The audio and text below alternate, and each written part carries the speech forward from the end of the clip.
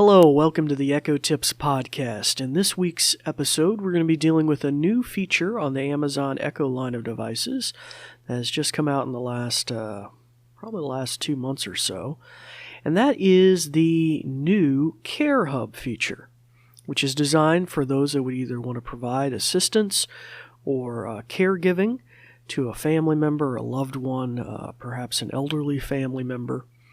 And conversely, how that is configured and utilized both by the caregiver and the person receiving assistance.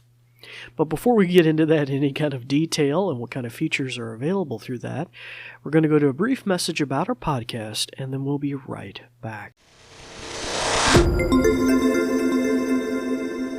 This episode is brought to you by the New Vision program at Goodwill. We're also grateful for the kind use of WVTF Studios.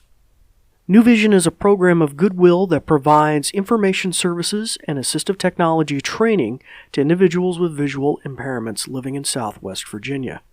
Goodwill Industries of the Valleys is a nonprofit organization serving the New River, Roanoke, and Shenandoah Valleys of Virginia. Goodwill's mission services help individuals with disabilities and disadvantages to get back to work and gain greater independence. These shows are provided for educational purposes. This podcast may not be retransmitted, sold, or reproduced without written permission from New Vision.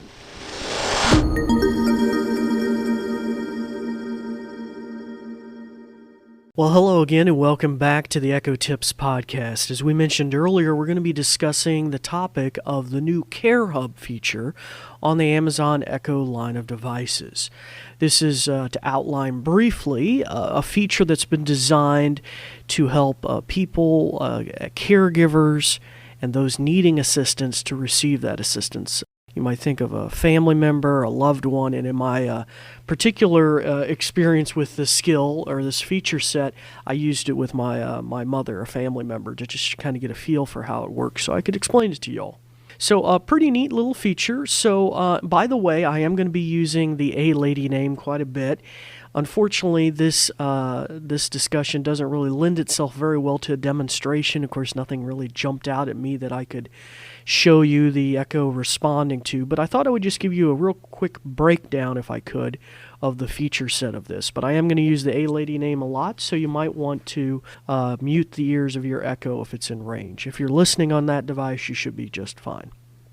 Okay, so to get started, you can find this feature by going to the Alexa app, not the Alexa web portal, alexa.amazon.com, but instead the Alexa app. I think you're going to have to do that most likely on a smartphone or a tablet because some of the telecom features, the telephoning features, are only accessible there, and hence I think that's why you need to do it with the Care Hub enabling through that. So you'll open up your app, you'll go to the lines in the bottom right corner or the More button, you'll tap that. That'll bring up your menu where you have all these different options like reminders and alarms and everything. You're going to go to Settings, and then from Settings you're going to scroll down your list to Care Hub. It's going to be past, I think, communication and weather and all these different global options that you can configure. You're going to go to Care Hub. Now, once you pop up Care Hub, now I think on some Android devices you might need to hit the See More button before the Care Hub is exposed, but tap on Care Hub. Now, once you've opened that window, it's going to give you a breakdown of the basic Care Hub features. So first, let me give you a crash course in that.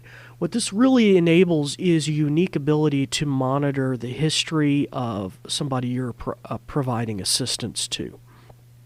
So maybe you're worried about them falling or something like that, or maybe you want to provide assistance to them in the morning, or maybe remind them to take their medication or the like in some sort of caregiving situation, or just for peace of mind, know that they're up and going. It allows you to get a history of their activity, and it has a wonderful privacy filter function on that as well. We'll talk about that as well. So it won't feel like an invasion of privacy to your family member or the like. Another unique feature is it allows you to have alerts and prompts on that. In other words, did mom get up this morning? Is she functioning? When did she, that kind of thing. So that'll give you additional. So those are totally brand new and only available through the Care Hub. Additional features that it will enable along with it are mostly related to kind of telephone style features, like the drop-in, which is kind of like an intercom feature, can automatically be enabled. The calling of, say, mom, in this case I set it up with my mother, and then also messaging as well. Okay, so once you're on this page, how do you enable it? Well, you'll have buttons on your CareHub page that say, 1, are you a person wanting to provide caregiving assistance? 2, are you a person requesting assistance? So depending on your situation or either end of the relationship, a person can start the process. Now, if I was to hit, I'm a caregiver, and I would then be prompted to send an email, type in the email address of the person I'm providing care for and their name, and they'll be sent an email. And that will begin the process on their end and allow us to establish this connection between our Echo accounts, our Amazon accounts. Conversely, if they were on the other end and hit, I'm somebody seeking assistance, they could type in my name, my mother, and then my email address, and I would get a similar prompt on my end. Now, once I was to get the response as the recipient on the other end, I have to jump through a few more steps and authorize, basically, these features. Now, I wasn't able to see what my mother saw on her end, but I would imagine it allowed her to either enable or disable drop-in calling and some of that functionality. But she turned it all on so that I could figure out how it works for the sake of this program. Now, on my end, once I received that she noticed that she had approved the thing, I was prompted to enter what's called a profile code, such that I think the idea is to protect privacy, just so anybody can't pick up my phone and see, what my mother was doing or something like that at home. Although it's very limited anyway, and so that's the profile code I had to set up. All right, so apart from that, those are the basics of how you set it up and get it going. Now, let me highlight some of the bits about privacy. So once you got it up and running, you can go right back to CareHub. You get it to the same place. You go to Settings and then CareHub. I find that a little convoluted. It would be nice that once the feature was enabled, you had an easy way to just tap on a button inside your app to get the features. Additionally, at this time, it looks like all the core functionality, at least deriving the activity of your family member, has to be deciphered by going into the app. There's no way to verbally query your Echo to say, hey, did mom get up this morning? Hey, when did mom get going this morning? Or something like that. Okay, so inside the app, you're going to see the activity of the family member you're providing assistance to. And they did a lot of work with the privacy. I'm very proud of them, Amazon. They did a great job with that, because what it does is, on an Echo, you can imagine you can do a lot of things, a lot of music, a lot of videos, a lot of other things, calendar stuff, but it creates a generic kind of label for it, so that I can know mother was up and she was playing music, but I won't necessarily know what music she was playing. Or she was playing videos, but I won't necessarily know what videos she was playing, right? Or she was using smart home devices, but I don't necessarily know what she... So it just gives me a timestamp, the generic label for the activity, and that can give me just peace of mind to know that mom's up and going today, and she got going maybe 30 minutes ago, and I'll give her another, 30 minutes, and I'll call her and see how she's doing this morning, something like that. Now, additionally there, you have an alerts option once you go into the CareHub again, and this is pretty snazzy.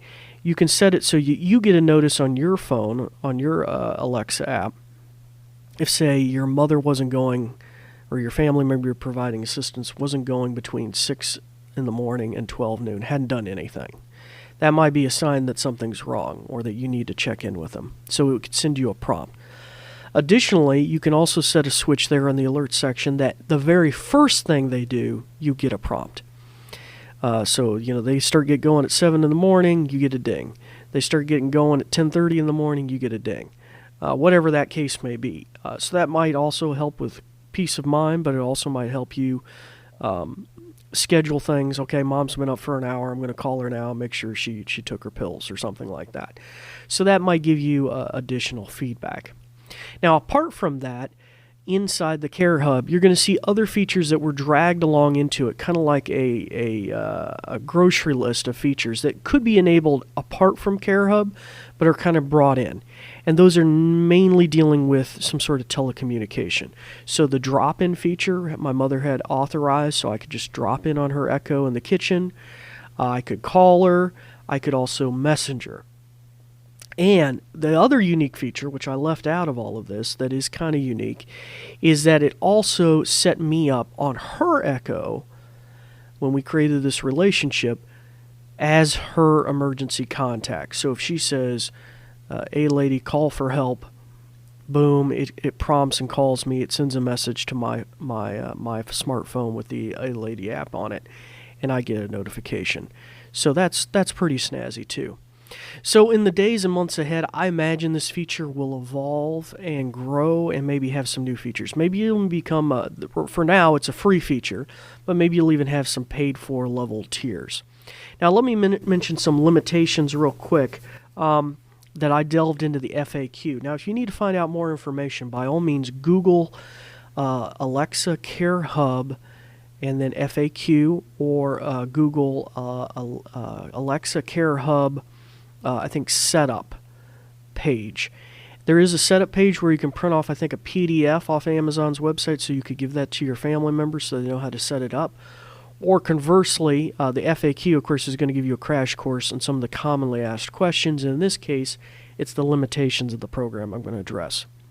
Well, one of the limitations is that even if you delete the Care Hub and you stop using the Care Hub, the telecom-style features such as drop-in and calling and emergency contacts on their device, if you were set up as an emergency contact, would persist. So that when you delete the Care Hub, it doesn't necessarily delete those or change those at this time. You would need to go in there and separately modify those. The other additional limitation, which I think is a fairly large one and hopefully they'll fix, is that it only allows you to provide assistance as a caregiver for one other family member and no more than that. So let's say you wanted to support your mother-in-law and your mother or something like that. You couldn't do that at this time. The only thing I can think of that might be a potential hack for this to make it work is if you and your wife were to, say, use the household feature inside the A Lady app, where you have two different separate Amazon accounts and you can switch back and forth on your Echoes, and then each one of you separately could possibly operate as a caregiver to another family member. So that might be a workaround for right now for that, but at this time you can only support one family member. Okay, so that's your crash course on the Care Hub from Amazon, and it's pretty snazzy, pretty cool, interesting. It's a wonderful first step. I love the thoughtfulness about privacy. I love the simplicity of the process, being able to initiate it from either end, and I feel like Amazon really put their best foot forward starting to get these kind of features rolling. Okay, well, that's it for me, David Ward with the New Vision program at Goodwill. It's time to turn the ears back on your Amazon Echoes and start practicing some of the many things that you've learned, and we thank you for listening. Thanks, Dave. In conclusion, let me tell you a thing or two. This episode is brought to you by New Vision at Goodwill Industries of the Valleys, and it is also made possible in part by a grant from Community Foundation serving Western Virginia. And there's more. We're also grateful for the kind use of WVTF Studios. New Vision is a program of Goodwill that provides information services and assistive technology training to individuals with visual impairments living in Southwest Virginia. For more information, check out our website at goodwillvalleys.com/newvision, with no spaces. Goodwill Industries of the Valleys is a nonprofit organization serving the New River, Roanoke, and Shenandoah Valleys of Virginia. Goodwill's mission programs help individuals with disabilities and disadvantages to get back to work and gain greater independence. These shows are provided for educational purposes. This podcast may not be retransmitted, sold, or reproduced without written permission from New Vision. Thanks for listening.